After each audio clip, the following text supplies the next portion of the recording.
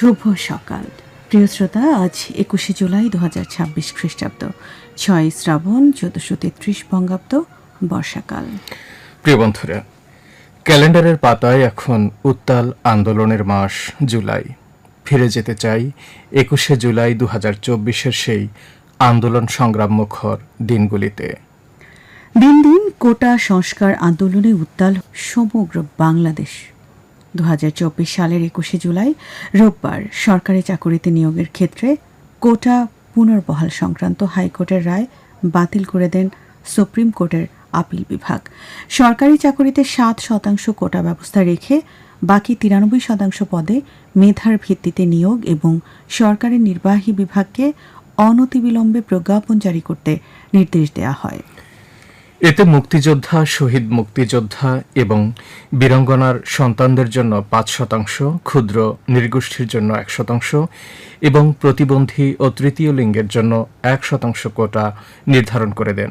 তবে নির্ধারিত কোটায় যোগ্য প্রার্থী না পাওয়া গেলে সংশ্লিষ্ট কোটার শূন্য পদগুলো সাধারণ মেধা তালিকা থেকে পূরণ করতে নির্দেশ দেওয়া হয়। 21 জুলাই দেশজুড়ে কারফিউর মধ্যে রাজধানী ঢাকা সহ দেশের বিভিন্ন স্থানে আন্দোলনকারীদের সাথে আইন শৃঙ্খলা রক্ষাকারী বাহিনীর সদস্যদের সংঘর্ষের ঘটনা ঘটে। এদিন সংঘর্ষে ঢাকা সহ সারা দেশে 19 জন নিহত হন। তাদের মধ্যে ঢাকা মেডিকেল কলেজ হাসপাতালে 10 জন এবং নরসিংদীতে 4, গাজীপুরে 2, নারায়ণগঞ্জে 1, সাভারে 1 ও চট্টগ্রামে 1 জনের মৃত্যুর খবর পাওয়া যায়। এদিন দেশের বিভিন্ন স্থানে আইনশৃঙ্খলা বাহিনী ও আওয়ামী লীগের নেতাকর্মীদের সঙ্গে সংঘর্ষে কয়েকশো আন্দোলনকারী আহত হন, যাদের অনেকের অবস্থা সংকটাপন্ন ছিল। এছাড়া এদিন সিদ্ধিরগঞ্জে ঢাকা চট্টগ্রাম মহাসড়কে 19টি গাড়িতে আগুন দেয়া হয়। কোটা ইস্যুতে আপিল বিভাগের দেয়া রায়কে স্বাগত জানায় বৈষম্য বিরোধী ছাত্র আন্দোলন। এদিকে এই রায়ের পর শাটডাউন কর্মসূচি প্রত্যাহার করে নেয় বৈষম্য বিরোধী ছাত্র আন্দোলন। তবে 4 দফা দাবি পূরণে বৈষম্য বিরোধী ছাত্র আন্দোলনের সমন্বয়করা 48 ঘণ্টা সময় বেঁধে দেন। 4 দফা দাবির মধ্যে ছিল কারফিউ তুলে দেয়া, ইন্টারনেট পরিষেবা চালু করা, বিশ্ববিদ্যালয় ও আবাসিক হল খুলে দেয়া এবং আন্দোলনের সমন্বয়কদের নিরাপত্তা নিশ্চিত করা। শ্রোতা বন্ধুরা, সরকারের ঘোষণা অনুযায়ী 21শে জুলাই সারা দেশে সাধারণ ছুটি ছিল। এ অবস্থায় সারা দেশের পোশাক কারখানা সহ অন্যান্য বড় শিল্প কারখানাও বন্ধ রাখা হয়। চলমান পরিস্থিতি নিয়ন্ত্রণে আন্দোলনকারীদের দেখামাত্র গুলি করার নির্দেশ দেয় তৎকালীন সরকারের স্বরাষ্ট্র মন্ত্রণালয়। এ পরিস্থিতিতেও এদিনে রাজধানীর বাড্ডার, যাত্রাবাড়ি, কুড়িল ও মিরপুর এলাকায় আইনশৃঙ্খলা বাহিনীর সদস্যদের সঙ্গে বিক্ষোভকারীদের সংঘর্ষ হয়। কোটা সংস্কার আন্দোলনকে কেন্দ্র করে গত কয়েকদিনের সংঘর্ষ, গুলি, হামলা ও সহিংসতার ঘটনায় দেশের বিভিন্ন স্থানে মামলা হয়। 21শে জুলাই চতুর্থ দিনের মতো সারা বাংলাদেশ ইন্টারনেটবিহীন ছিল ও সারা দেশে কারফিউ বলবৎ ছিল। 24 জুলাই গণঅভ্যুত্থানে যারা শহীদ হয়েছেন, মহানগরের আয়োজন থেকে তাদের প্রতি বিনম্র শ্রদ্ধা নিবেদন করছি। সেই সাথে প্রিয় শ্রোতা বন্ধুরা, আপনাদের প্রীতি ও শুভেচ্ছা জানিয়ে শুরু করছি ঢাকা মহানগর কেন্দ্রিক ম্যাগাজিন অনুষ্ঠান মহানগর। আজকের মহানগর উপস্থাপনায় আপনাদের সাথে আছি আমরা দুজন, আমি ইশরাত জাহান নীলা এবং আমি খান নজম ই এলাহি। মুক্তির মন্দির সোপান তলে কত প্রাণ হলো বলিদান, লেখা আছে অশ্রু জলে। মুক্তির মন্দির সোপান তলে কত প্রাণ হলো বলিদান, লেখা আছে অশ্রু জলে। প্রিয় শ্রোতা, জানিয়ে দিচ্ছি আজকের মহানগরে আপনাদের জন্য যা যা থাকছে। রয়েছে আজকের দিনে ঢাকায় অনুষ্ঠিতব্য বিভিন্ন অনুষ্ঠানের তথ্যের সংকলন নিয়ে পর্ব আজকের ঢাকা।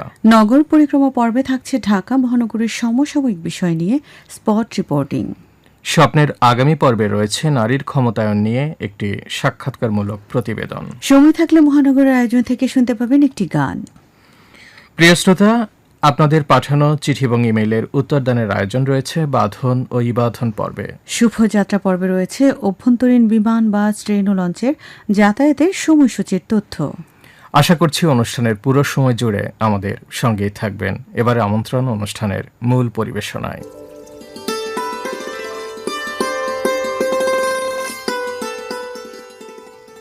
প্রিয় শ্রোতা, আমাদের প্রথম নিবেদন আজকের দিনে ঢাকায় অনুষ্ঠিতব্য বিভিন্ন অনুষ্ঠানের তথ্যের সংকলন নিয়ে পর্ব আজকের ঢাকা। গ্রন্থনায় সাইফুল ইসলাম এবং পাঠে রয়েছেন বনশ্রী অধিকারী। আজ সন্ধ্যে 7টায় সেগুনবাগিচায় বাংলাদেশ শিল্পকলা একাডেমির জাতীয় নাট্যশালা মিলনায়তনে মঞ্চস্থ হবে নাটক নিত্যপুরাণ। নাট্যজন মাসুম রেজা রচনা ও নির্দেশনায় এই নাটক পরিবেশন করবে নাট্য সংগঠন দেশ নাটক। এছাড়া সন্ধ্যা 7:30টায় একাডেমির এক্সপেরিমেন্টাল থিয়েটার হলে মঞ্চস্থ হবে নাটক যোজন গন্ধা মায়া। বদরুজ্জামান আলমগীরের রচনা ও ইমরান খান মুন্নার নির্দেশনায় নাটকটি পরিবেশন করবে নাট্য সংগঠন বটতলা। একই দিনে একাডেমির স্টুডিও থিয়েটার হলে পরিবেশিত হবে নাটক সুখনগরের নন্দিনী। নাটকটির লেখক ও নির্দেশক আক্তারুল ইসলাম জিন্না। এই নাটক পরিবেশন করবে হঠাৎ নাট্য সম্প্রদায়।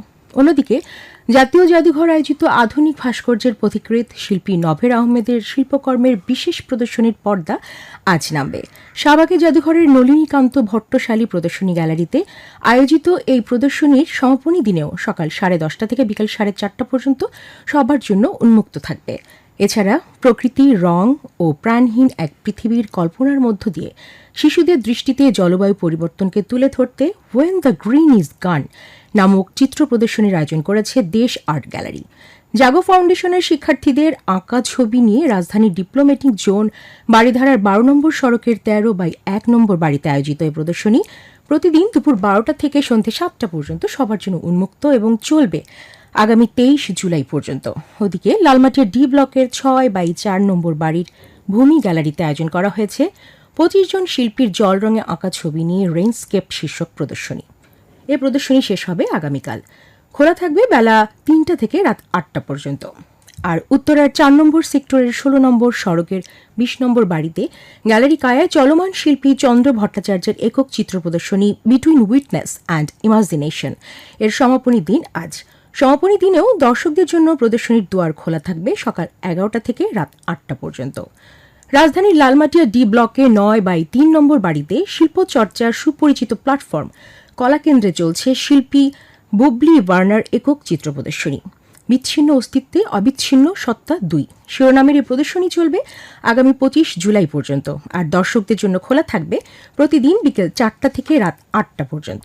এছাড়া দেশের 10 জন স্বনামধন্য শিল্পীর শিল্পকর্ম নিয়ে রাজধানীর উত্তরায় বিমানবন্দর সংলগ্ন সেন্টার পয়েন্টের গ্যালারিতে ভূমিতে শুরু হয়েছে পারসিস্টেন্স শীর্ষক দলীয় চিত্র প্রদর্শনী। তার ক্যানভাস, মিশ্র মাধ্যম এবং জল রঙে আঁকা সর্বমোট 66টি চিত্রকর্ম স্থান পেয়েছে এই প্রদর্শনীতে। আগামী 25 জুলাই পর্যন্ত প্রদর্শনী প্রতিদিন বেলা 2টা থেকে সন্ধ্যে 7টা পর্যন্ত আপনারা উপভোগ করতে পারবেন। শ্রোতা বন্ধুরা, আজকে ঢাকা এই পর্যন্তই। তবে শেষ করার আগে আপনাদের সুবিধার্থে একটি বিশেষ তথ্য আপনাদেরকে জানিয়ে দিচ্ছি। এসব অনুষ্ঠানের কোনোটির সময়সূচি অনিবার্য কারণে তাৎক্ষণিকভাবে পরিবর্তিত হতে পারে।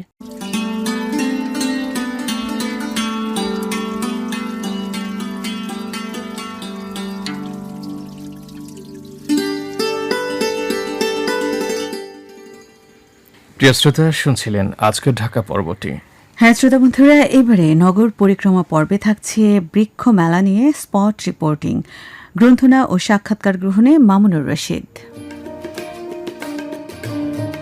বৃক্ষ রোপণে সাজাই দেশ, সবার আগে বাংলাদেশ প্রতিপাদ্য সামনে রেখে বিশ্ব পরিবেশ দিবস ও পরিবেশ মেলা 2026 এবং জাতীয় বৃক্ষরোপণ অভিযান ও বৃক্ষ মেলা 2026-এর উদ্বোধন হলো। গত বৃহস্পতিবার রাজধানীর বাংলাদেশ চিনমতি সম্মেলন কেন্দ্রে এই মেলা শুরু হয়েছে। কথা বলছি পরিবেশ মেলার বন সম্প্রসারণ অধিদপ্তরের একটি স্টল থেকে। পরিবেশ সংরক্ষণ, বন সম্প্রসারণ ও জলবায়ু পরিবর্তনের প্রভাব মোকাবেলায় জনসম্পৃক্ততা বাড়ানোর লক্ষ্যে এই মেলার আয়োজন করা হয়েছে। কথা বলছি মেলায় অংশগ্রহণকারী কয়েকজনের সাথে। শ্রোতা বন্ধুরা, বাংলাদেশ বনশিল্প উন্নয়ন কর্পোরেশন, পরিবেশ, বন ও জলবায়ু মন্ত্রণালয়ের এটি প্যাভিলিয়ন।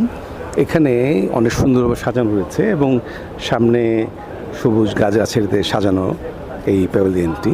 কথা বলছি এখানে যিনি দায়িত্বপ্রাপ্ত রয়েছেন তার সাথে। কি নাম আপনার? নাজমা বেগম। আপনারা আসছেন, কি নিয়ে আসছেন? আমাদের এখানে সব রকম ফার্নিচারে আছে, আপনি যাই নিতে চান, সোফা থেকে ডাইনিং টেবিল, টি টেবিল হইতে আলমিরা, কাঠের ফার্নিচার বলতে যত রকম যত জিনিস আছে সব কিছুই আছে আমাদের এখানে। আচ্ছা, কেমন সাড়া পাচ্ছেন? এখান থেকে বিক্রি হয় না, আমাদের শোরুম আছে, ওইখান থেকে শোরুম থেকে নেওয়া, আমরা বলি যে ওইখান থেকে সাপ্লাই দেওয়া হবে আর কি এরকম। এর পাশেই বাংলাদেশ কৃষি উন্নয়ন কর্পোরেশন বিএডিসির এটির স্টল রয়েছে এবং সেখানের ভিতরে অনেকগুলো চারা গাছ রয়েছে এবং সেই সমস্ত চারার সামনে যেমন দেখতে পাচ্ছি কদবেল রয়েছে, পাথরকুচি রয়েছে, নাশপাতির চারা রয়েছে, অর্জুন গাছের চারা রয়েছে, খেজুর গাছেরও আমি চারা দেখতে পাচ্ছি, রয়েছে অরবুরি, হাড়জোড়া, ইনসুলিন প্ল্যান, কফি প্ল্যান এবং কাঠবাদাম চারা, মালটা চারা রয়েছে, জামরুল রয়েছে, আম রয়েছে, আমাদের পানবিলাস, হতরকি, এই ধরনের নানা প্রজাতির চারা গাছ এখানে রয়েছে। কথা বলছি, আপনার নামটা কি বলেন? আমার নাম মোহাম্মদ আশরাফুল।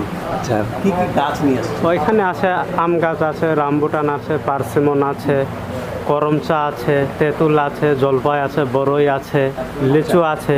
এখন ধরেন আমরা যারা ঢাকায় বসবাস করি, আমাদের ধরেন ছাদ রয়েছে একটুখানি, কারোর ব্যালকনি রয়েছে, তো এই সমস্ত বাসা বাড়িতে কী জাতীয় গাছ তাদেরকে পরামর্শ দেন? ছাদের জন্য এটা আপনি লাগাতে পারেন, 12 মাসে কাঁঠালটা আছে এটা লাগাতে পারেন, তারপর ওই যে ব্যানানা ম্যাঙ্গোটা আছে এটা লাগাতে পারেন, কিং অফ চাকাপাত এই জাতটা লাগাতে পারেন, তারপর মিষ্টি জলপাইটা আছে এটা লাগাতে পারেন, একটা ওই যে 12 মাসে আমরা আছে এটাও ছাদের জন্য উপযোগী হয়। নার্সারি স্টলে আমরা এসেছি, এখানেও নানা প্রজাতির গাছ রয়েছে এবং পাশাপাশি দেখতে পাচ্ছি যে সারের হয়তোবা কিছু একটা যোগান রয়েছে, বীজ নিয়ে কিছু কথা বলেছে, বিভিন্ন টব আছে এখানটায়। কথা বলছি ভাবে, কি নাম? মোহাম্মদ ইউনুস। আচ্ছা, কি নিয়ে আসছেন বলেন? আমরা বিভিন্ন প্রজাতির গাছ, তারপরে টব, রাসায়নিক সার, তারপরে জৈব সার। যে ধরনের গাছ নিয়ে আসছেন, যারা আসছে এখানটায় দর্শনার্থীরা, তারা কীরকম সাড়া দিচ্ছে? হ্যাঁ, ভালো, ইনশাল্লাহ ভালো সারা দিচ্ছে। আচ্ছা, কি কি পরিচিত দেখতে পাচ্ছি? যেমন আপনার রামবুটান আছে, থাই লঙ্গান আছে, পেয়ারা আছে, পার্সিমন আছে, আনার আছে, আঙ্গুর আছে, তারপরে আপনার আম তো বিভিন্ন প্রজাতির আছে, তারপরে আমলকি হাইব্রিড, সান্তল আছে, বাইরে অনেক প্রজাতির গাছ আছে। যেমন দেখতে পাচ্ছি অনেক সুন্দর সুন্দর ফল রয়েছে ম্যাক্সিমাম গাছে, তো এইটার পরিচর্যাটা কেমন হবে আমাদের যারা গ্রাহক রয়েছে? তারা ভালো পরিচিত করতে পারবে, ফলনও ফলাইতে পারবে, কোনো সমস্যা নেই ইনশাল্লাহ। এবারের মেলায় অংশগ্রহণ করছে 120টি স্টল। মেলায় প্রদর্শনী হিসেবে অনেক জায়গায় মানুষজনরা ঘুরছেন এবং কথা বলছি তাদেরই একজন আগতের সাথে। শ্রোতা বন্ধুরা, যখন স্টলে ঘুরছি আমরা, এখানে ঢাকা নগরবাসীরা তারাও তাদের সন্তানদেরকে নিয়ে আসছে মেলায়। আপা, আপনার নামটা কি? আমার নাম মাহমুদা। আচ্ছা, কোথায় থাকেন ঢাকায়? আমি ধানমন্ডিতে থাকি। আচ্ছা, এই যে বাচ্চাদের নিয়ে আসছেন মেলায়, তারা কি বলছে বলেন?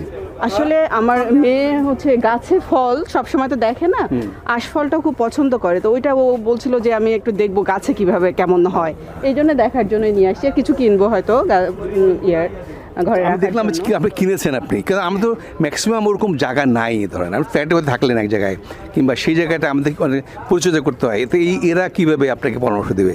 আমি এমনি বাগান করি, আমার ছাদেও গাছ লাগাই বা আমার গ্রামের বাড়িতেও প্রচুর গাছ লাগাই, তো আমি আমার বারান্দার জন্য কয়েকটা প্লান্ট নিচ্ছি যেগুলো টবে রাখা যায়, যে বেলি, তারপরে এইগুলা। শ্রোতা বন্ধুরা, আমরা শুনলাম এখানে দেখতে পাচ্ছি যে নাশপাতির চারাগুলো রয়েছে এবং অনেকগুলো ফল রয়েছে গাছের মধ্যে নিয়ে, এবং কাঁঠালের চারাও রয়েছে এখানে, সেই গাছে কাঁঠাল ধরে রয়েছে। শ্রোতা বন্ধুরা, এর সাথেই শেষ করছি আমাদের আজকের নগর পরিক্রমা। প্রিয় শ্রোতা, শুনছিলেন নগর পরিক্রমা পর্বটি। আপনারা শুনছেন ঢাকা মহানগর কেন্দ্রিক ম্যাগাজিন অনুষ্ঠান মহানগর। এবারে স্বপ্নের আগামী পর্বে রয়েছে নারীর ক্ষমতায়নের উপর একটি সাক্ষাৎকার গ্রহণে নসরিন রহমান। শুভেচ্ছা নিন সুপ্রিয় শ্রোতা, আমন্ত্রণ জানাচ্ছি স্বপ্নের আগামী পর্বে। নারীর ক্ষমতায়ন বহুল আলোচিত একটি প্রসঙ্গ। আমাদের দেশে নারীরা ক্ষুদ্র ও মাঝারি উদ্যোক্তা হয়ে উঠেছেন, হাতে কলমে কাজ করে এবং পণ্য বাজারজাতকরণের দায়িত্ব গ্রহণ করে। আজ এমন একজন ক্ষুদ্র উদ্যোক্তার সাথে কথা বলবো, তিনি দেশের বিভিন্ন অঞ্চলে উৎপাদিত পণ্যগুলো বাজারজাত করে উদ্যোক্তা হয়ে উঠেছেন। আজ আমাদের অতিথি রেহানা পারভিন। কেমন আছেন রেহানা? ভালো আছি আপু। রেহানা, বললাম যে আমাদের বিভিন্ন অঞ্চলের বিখ্যাত পণ্যগুলো বাজারজাত করছেন, তো সে পণ্যগুলো কি? আমি কাজ করি মেয়েদের 3 পিস, 1 পিস, ওড়না এবং বেডশিট নিয়ে।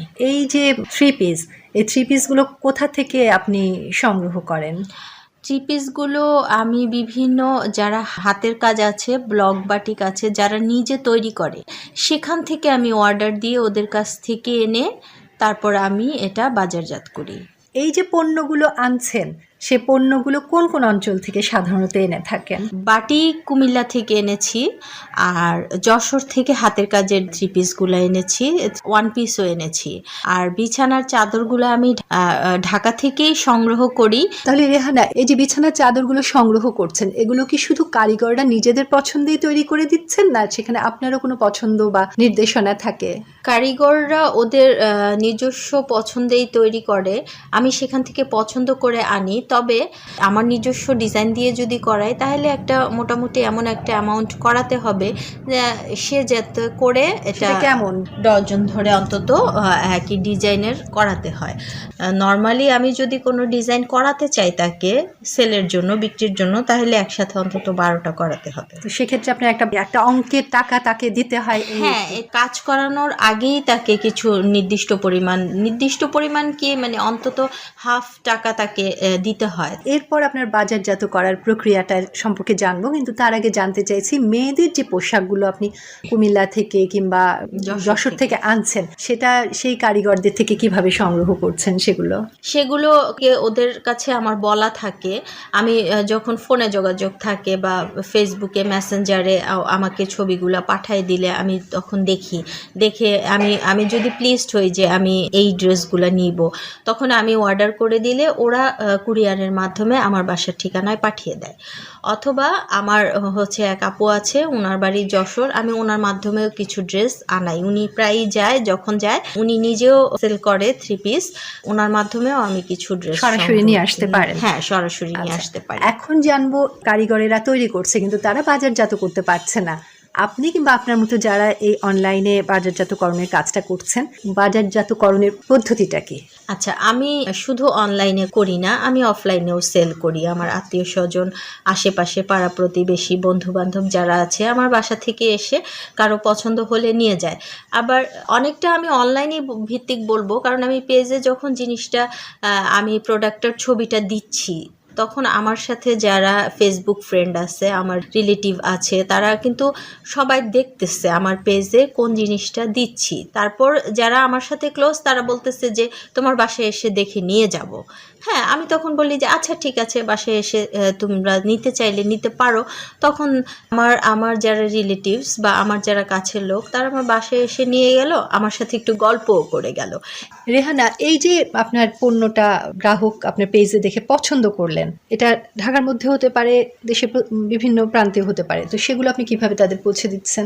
ঢাকার মধ্যে ডেলিভারি ম্যান আছে, টঙ্গী, উত্তরা থেকে শুরু করে ঢাকার আশেপাশে, মানে ঢাকা এরিয়ার মধ্যে যতটুকু আছে আমরা সাধারণত ডেলিভারি ম্যান দিয়ে পণ্যগুলো পৌঁছে দেওয়ার চেষ্টা করি। ডেলিভারি ম্যানরা ও দূরত্ব অনুযায়ী টাকাটা ওরা নেয় আর কি, পারিশ্রমিকটা ওরাও হচ্ছে দূরত্ব অনুযায়ী নেয়। এর ফলাফলটা আপনি এখন কিভাবে অনুভব করছেন, কিংবা যারা আপনাকে সার্ভিস দিচ্ছে এই ডেলিভারি ম্যান কিংবা আপনার এই কুরিয়ার কোম্পানিগুলো, সেটা কিভাবে অনুভব করছেন? আসলে আমি হচ্ছে সমাজ কল্যাণের স্টুডেন্ট, তো আমরা আসলে একা কখনো সমাজে বাঁচতেও পারবো না, আর একা কোনো কাজও করতে পারবো না। একটা কাজ কিন্তু 10 জনের কাছ থেকে হয়ে আসে, আমরা একটা সার্কেলের মতো, সবারই কিন্তু এখানে আয় হচ্ছে, অনেকের আয়ের পথ সৃষ্টি হচ্ছে একটা কাজের মাধ্যমে। সেটা যদি একটি পরিবারকে সচ্ছল করে, সমষ্টিগতভাবে যদি সমাজের অন্যান্য পরিবারগুলো সচ্ছল হয়, তাহলে কি মোটের উপর সেটা দেশের অর্থনৈতিক সচ্ছলতার প্রভাব ফেলবে না? হ্যাঁ, তা তো অবশ্যই। আমি তো মনে করি যে প্রতিটা মেয়ের, প্রতিটা ঘরে সবার কিছু না কিছু করা উচিত, কারণ একজনের উপর যদি আমরা ঘরের 3 জন মানুষ, 4 জন মানুষ এক একটা ফ্যামিলিতে ডিপেন্ড করি, অবশ্যই আমরা কেমন একটা ঘাটতির মধ্যে থাকবো। আর যখন প্রতিটা মানুষ স্বনির্ভর হবে, অবশ্যই তো সেটা দেশই এগিয়ে যাবে। আর আপনার কাছ থেকে এই ধারণাটাই পেলাম যে নিজেকে যদি স্বনির্ভর করে তোলা যায়, নিজের কল্যাণ যদি করা যায়, তাহলে পরিবারের কল্যাণ হবে, সমাজের কল্যাণ হবে, আর সেই কল্যাণ দেশকে প্রভাবিত করবে। ভালো থাকবেন, অনেক ভালো থাকবেন। জাগো নারী জাগো, বন্যে শিখা, জাগো সাহসী মন্তে রক্ত টিকা। জাগো নারী জাগো, বন্যে শিখা, জাগো সাহসী মন্তে রক্ত টিকা। প্রিয় শ্রোতা, শুনছিলেন স্বপ্নের আগামী পর্বে নারীর ক্ষমতায়ন নিয়ে একটি সাক্ষাৎকারমূলক প্রতিবেদন। আপনারা শুনছেন ঢাকা মহানগর কেন্দ্রিক ম্যাগাজিন অনুষ্ঠান মহানগর। প্রিয় বন্ধুরা, এবারে রয়েছে আপনাদের পাঠানো চিঠিপত্র এবং ইমেইলের উত্তরদানের আয়োজন বাঁধন ও ইবাধন পর্ব। গ্রন্থনায় রয়েছেন জান্নাতুল ফেরদৌস তমা।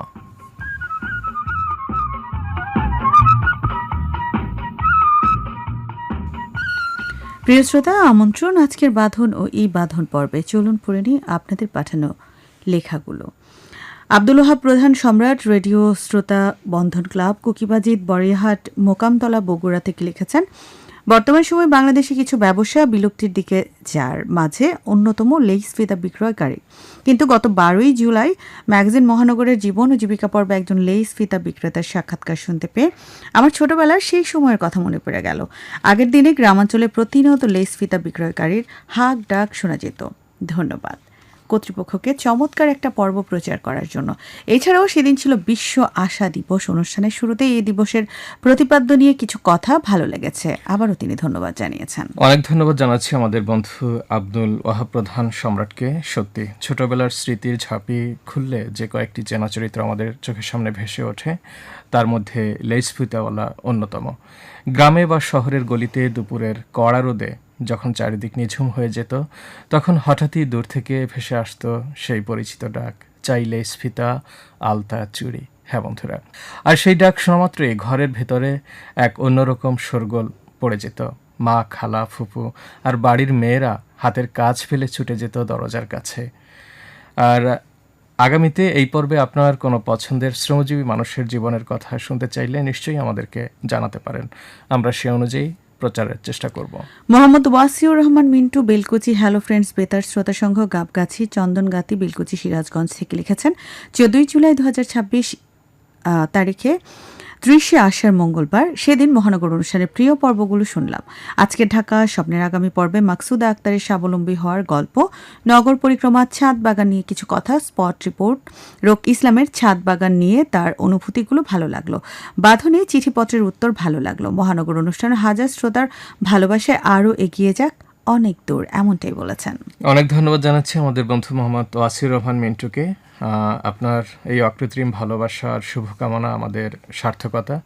আপনাদের পাঠানো লেখাগুলোই আমাদের অনুষ্ঠান সাজানোয় বিশেষ অবদান রাখে। আশা করছি অনুষ্ঠান সম্পর্কে ভালো লাগা কিংবা মন্দ লাগা যে কোনো বিষয় নিয়ে নিয়মিতভাবে আমাদেরকে লিখবেন, সাথে থাকবেন। এটিএম আতাউর রহমান রঞ্জু, আলোকিত মানুষ চেয়ে আন্তর্জাতিক বেতার শ্রোতা ক্লাব, সৈয়দপুর, পীরগাছা, রংপুর থেকে লিখেছেন, প্রিয় মহানগর বাংলাদেশ বেতার ঢাকা কেন্দ্রের সকালের ম্যাগাজিন অনুষ্ঠান ভালো লাগার আর এক নাম। প্রিয় মুখ শিল্পী তানজিনা রুমার সাক্ষাৎকার ও শিল্পীর জীবন ভালো লেগেছে। স্বপ্নের আগামী পর্বে নারী উদ্যোক্তাদের সাক্ষাৎকার ভালো লেগেছে। আজকে ঢাকা ভালো লাগে। শুভেচ্ছা সবাইকে। ভালো থাকুন বাংলাদেশ। পানিবন্দী সারা দেশের মানুষ, অব্যবস্থাপনার ঢাকা। সুন্দর আগামীর প্রত্যাশা। ধন্যবাদ। ধন্যবাদ জানাচ্ছি বন্ধু এটিএম আতাউর রহমান রঞ্জুকে।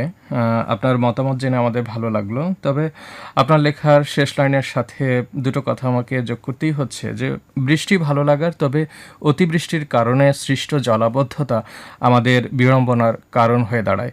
তবে এই বিড়ম্বনার দায় কিন্তু অনেকখানি আমাদের উপর, কেননা আমরাই কিন্তু যে পানি নিষ্কাশন ব্যবস্থার বাধা হয়ে দাঁড়াই। আমরা যেখানে সেখানে ময়লা আবর্জনা ফেলি, এতে কিন্তু ড্রেনেজ সিস্টেমের যে ব্যাঘাত হয়, বিঘ্ন ঘটে, সেটি কিন্তু আমাদের সৃষ্ট এবং এ কারণেই জলাবদ্ধতা তৈরি হয়। এজন্য সরকারের পাশাপাশি আমাদেরও সচেতন থাকতে হবে পরিবেশ সুরক্ষায়। অনেক ধন্যবাদ জানাচ্ছি। আপনি আবারও লিখবেন। মেহেদী হাসান মামুন, আপন বেতার শ্রোতা সংঘ, জীবনপুর, চরিডাঙ্গা, দৌলতপুর, মানিকগঞ্জ থেকে লিখেছেন, সবাই মিলে শুনি বেতার বাড়িতে বসে, আনন্দ জাগে মনে কত রঙ্গ রসে। প্রিয় সুরিতগণ, লিপি শুরুতে রইল বর্ষায় ফোটায় থাকা একগুচ্ছ কদম ফুলের শুভেচ্ছা। বোধ করি আপনারা বেশ কুশলেই আছেন। মহানগরে কুইজ চালু করার অনুরোধ রাখছি। নাট্যাভিনেতা শহীদুজ্জামান সেলিমের সাক্ষাৎকার শুনতে চাই, নিয়মিত সাথী আছি, এমনটাই বলেছেন মেহেদী হাসান মামুন। আমাদের বন্ধু, আপনাকে অনেক ধন্যবাদ জানাচ্ছি। আপনার প্রস্তাব ভেবে দেখা হবে। আবারও লিখবেন। ধন্যবাদ আপনাকে। তো এই ছিল আজকের বাঁধন ও ই বাঁধনের আয়োজন।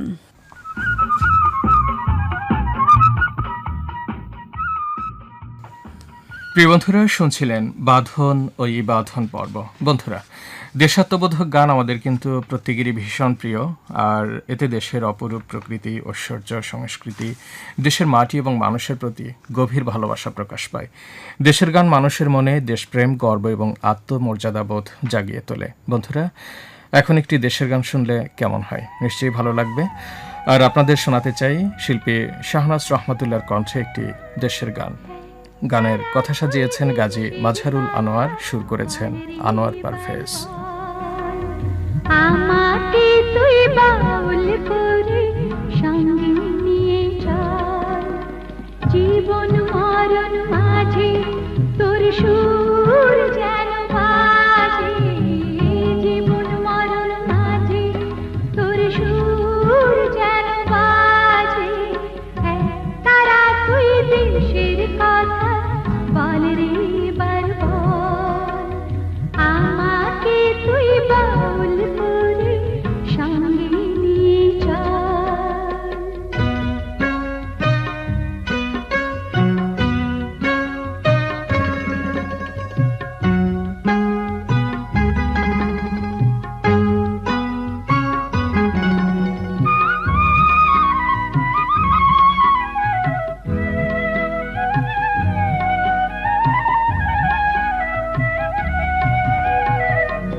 একটি গানে আমি শুধু গেয়ে যেতে চাই, বাংলায় আমার আমি যে তার আর তো চাওয়া নাই রে, আর তো চাওয়া নাই।